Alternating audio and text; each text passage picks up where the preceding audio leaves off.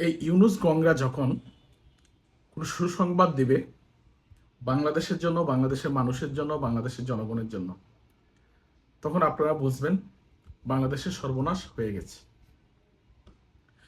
বিশেষ করে ইউনুসের উপদেষ্টা, ইউনুসের press secretary, press wing. Yunus যখন বাংলাদেশে 5ই আগস্ট পরবর্তীতে ক্ষমতা গ্রহণ করে, তখন সে বলেছিল বাংলাদেশকে ইউরোপ আমেরিকা বানিয়ে দিবে। বাংলাদেশ কিন্তু অলরেডি সোমালিয়া হয়ে গেছে।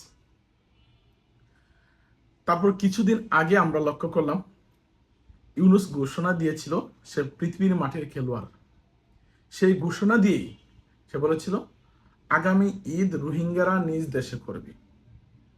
এখন আপনারা দেখতে পাচ্ছেন রোহিঙ্গারা কোন দেশে ঈদ করতেছে এবং কোন দেশে ঈদ করবে।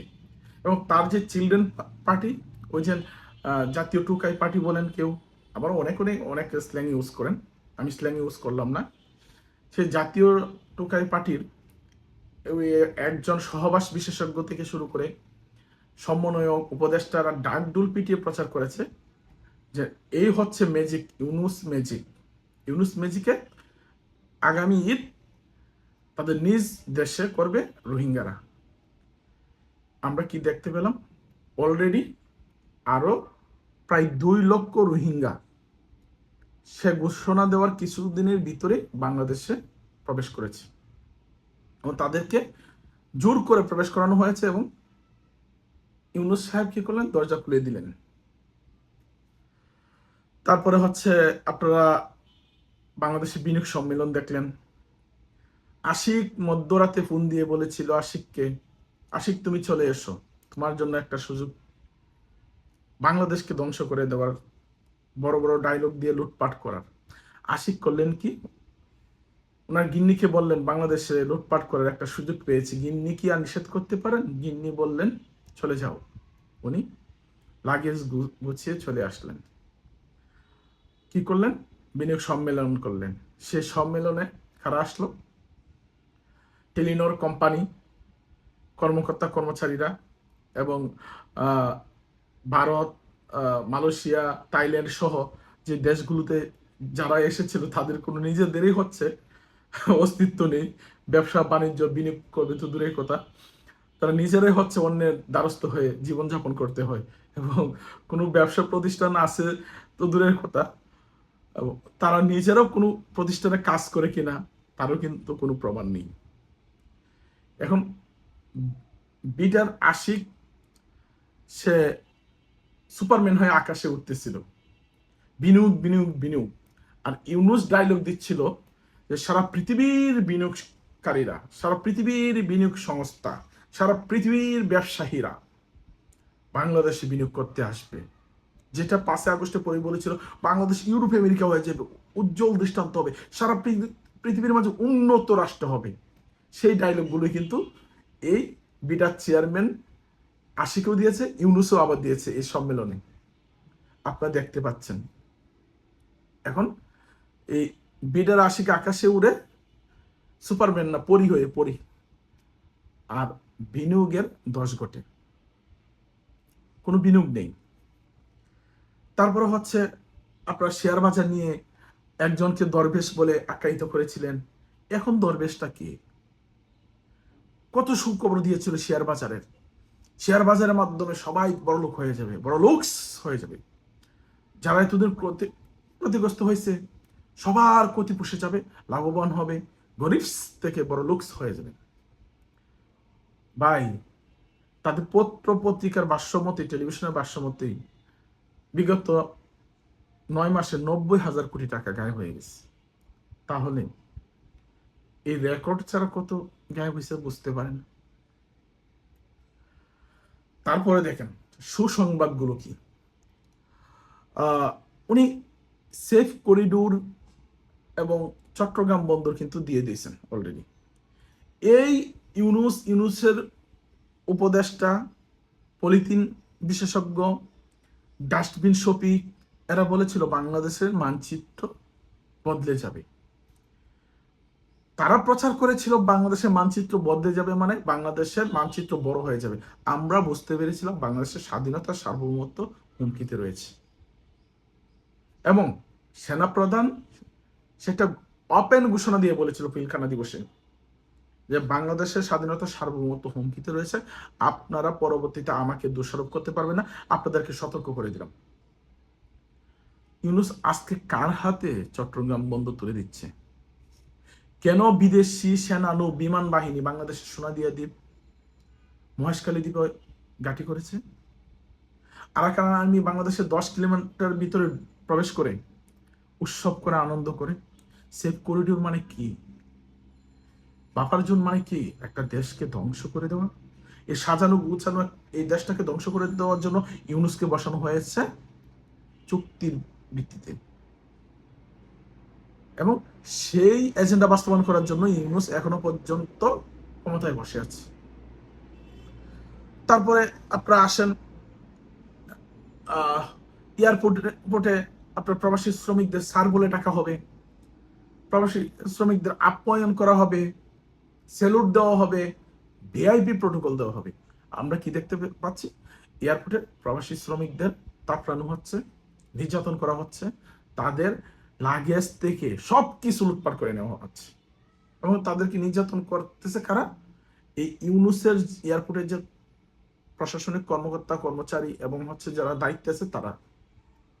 এবং প্রবাসে সৌদি আরব, মালয়েশিয়া, ইন্দোনেশিয়া সহ মিডল ইস্টের অনেক রাষ্ট্রতে বাংলাদেশের যে শ্রমিক রয়েছে, প্রবাসী রয়েছে, তাদেরকে এই ইউনূসের কারণে, ইউনূসের সরকারের গাফিলতির কারণে এই 53 বছর পরে এসে তাদেরকে হ্যারাসমেন্ট শিকার হতে হচ্ছে, গ্রেপ্তারের শিকার হতে হচ্ছে, নির্যাতনের শিকার হতে হচ্ছে, শুধু বাংলাদেশি পরিচয়ের কারণে। ইউনূস সাহেব না সুখবর দিয়েছিলেন? এর মানে ইউনূসের প্রত্যেকটা সুখবর, তার ইউনূসের প্রত্যেকটা উপদেষ্টাদের এবং তার ফ্রেশ উইংয়ের সুখবর হচ্ছে বাংলাদেশের জন্য সর্বনাশ। আজকে ওই যে গুজব ইলিশ না ইলিশ নজরুল, গুজবের হেডমাস্টার, মালয়েশিয়ার থেকে সুখবর দিয়েছে। এর মানে আমার বোঝা সারা, আপনাদেরও বোঝা সারা, বাংলাদেশের সারে সর্বনাশ হয়ে গেছে।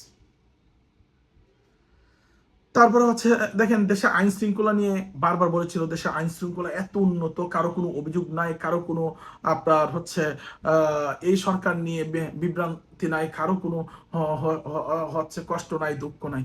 অথচ প্রতিদিন চুরি, ডাকাতি, সন্ত্রাস, হাইজাক, লুপ্তরাজ, নারী দর্শন, শিশু দর্শন, খুন, আপনার অপহরণ, চাঁদাবাজি, দখল। কোথায় শান্তি? কোথায় আইন শৃঙ্খলা? লজ্জা করে না? বলে 8 মাসে, 7 মাসে, 9 মাসে কি পেয়েছি? মানুষের ভালোবাসা পেয়েছি। মানুষ তোর মুখে ফস্টাফ করে দেয়, তোর মুখে হাগু করে দেয়। ডাস্টবিন কোথাকার, গণশত্রু কোথাকার।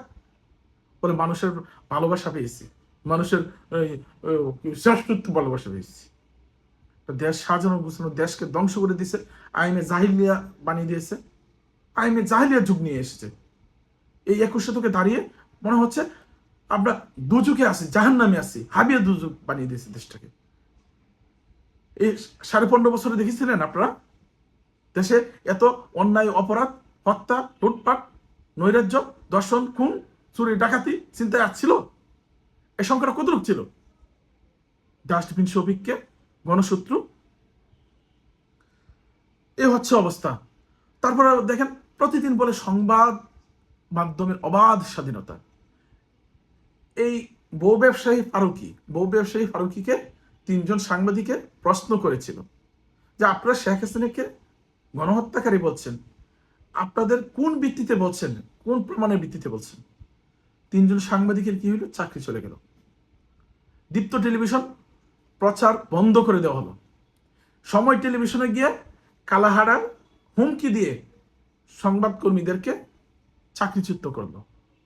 71 টেলিভিশনে গিয়ে হুমকি দিয়ে দখল করে নিল, এবং 71 টেলিভিশনে পাকিস্তানি কায়েম করার জন্য যা যা করার দরকার সবই করলো। ডেইলি স্টার, প্রথম আলো থেকে শুরু করে সকল অফিসগুলোতে গিয়ে হামলা করলো, গরু জবাই করলো, এবং স্বাধীনতা মুক্তিযুদ্ধের সপক্ষের যত সংবাদকর্মী, সাংবাদিক রয়েছে তাদেরকে চাকরিচ্যুত করা হয়েছে, গ্রেপ্তার করা হয়েছে এবং জেলে নেওয়া হয়েছে। স্বৈরাচার কারা? পৃথিবীর শ্রেষ্ঠ স্বৈরাচার এই ইউনূসের সরকার। এই পৃথিবীর ইতিহাসে কোন রাষ্ট্রে এত সংবাদকর্মী, এত সাংবাদিক গ্রেপ্তার হয়েছে, চাকরিচ্যুত হয়েছে, এত সংবাদ মাধ্যম, মিডিয়া বন্ধ হয়েছে? আপনারা দেখতে পেরেছেন? কেন? আজকে ইন্ডেমনিটি অধ্যাদেশ জারি করা হয়েছে, পুলিশ হত্যার বিচার করা যাবে না। 3,500 পুলিশকে হত্যা করেছে। এই সমন্বয়করা সগর্বে বলেছে রাষ্ট্রীয় প্রতিষ্ঠানগুলিতে আগুন না লাগালে এবং পুলিশ হত্যা না করলে তাদের বিপ্লব, তথাকথিত বিপ্লব সফল হতো না। এই আপনার বিপ্লবের নমুনা। দেশের মানুষকে হত্যা করে রাষ্ট্রের সম্পদ ধ্বংস করে এটা বিপ্লব না দেশ ধ্বংস করা? আপনার বাংলাদেশের প্রত্যেকটা স্তরে এখন পাকিস্তান কায়েম করেছেন, পাকিস্তানের এজেন্ডা বাস্তবায়ন করতেছেন। পাকিস্তান যেভাবে নিউজ করে, পত্রপত্রিকা, টেলিভিশন সেভাবে করতেছেন। এবং প্রত্যেকটা পদক্ষেপ আপনাদের মুক্তিযোদ্ধাদের বিরুদ্ধে, স্বাধীনতার বিরুদ্ধে, মুক্তিযুদ্ধের বিরুদ্ধে, 52 ভাষা আন্দোলনের বিরুদ্ধে। আপনারা সবকিছু পাকিস্তানের পক্ষে, রাজাকারদের পক্ষে, দেশের শত্রুদের পক্ষে, মানবতা বিরোধীদের পক্ষে। এই হচ্ছে আপনাদের সুখবর। আপনারা সুখবর দেওয়া মানে বাংলাদেশের সর্বনাশ, সারে সর্বনাশ হয়ে যাওয়া। সুতরাং আপনারা সবাই সতর্ক থাকবেন। এই ইউনুস গংরা যখন কোন সুসংবাদ দিবে, মনে করবেন বাংলাদেশের সর্বনাশ হয়ে গেছে। জানিস কেউ ভালো নেই, তারপরেও বলতে হয় ভালো থাকবেন, কিন্তু ভালো থাকতে পারবেন না জানি। ভালো থাকতে হলে এই ইউনুসকে হটাতে হবে, এই স্বৈরাচার ইউনুসকে হটাতে হবে, এই গণশত্রুদের হটাতে হবে, এই জাতির শত্রুদের হটাতে হবে, মুক্তিযুদ্ধের শত্রুদের হটাতে হবে, বাংলাদেশের শত্রুদের হটাতে হবে এবং এদেরকে হটিয়ে বাংলাদেশের জনগণের হাতে বাংলাদেশের রাষ্ট্র ক্ষমতা অর্পণ করতে হবে। সেই জন্য আমাদেরকে লড়াই করতে হবে। সবাই একসাথে লড়াই করার জন্য প্রস্তুতি নিয়ে মাঠে নামতে হবে। গণশত্রু মুক্ত বাংলাদেশ করতে হবে। জয় বাংলা, জয় বঙ্গবন্ধু, জয় তো জননেত্রী শেখ হাসিনা।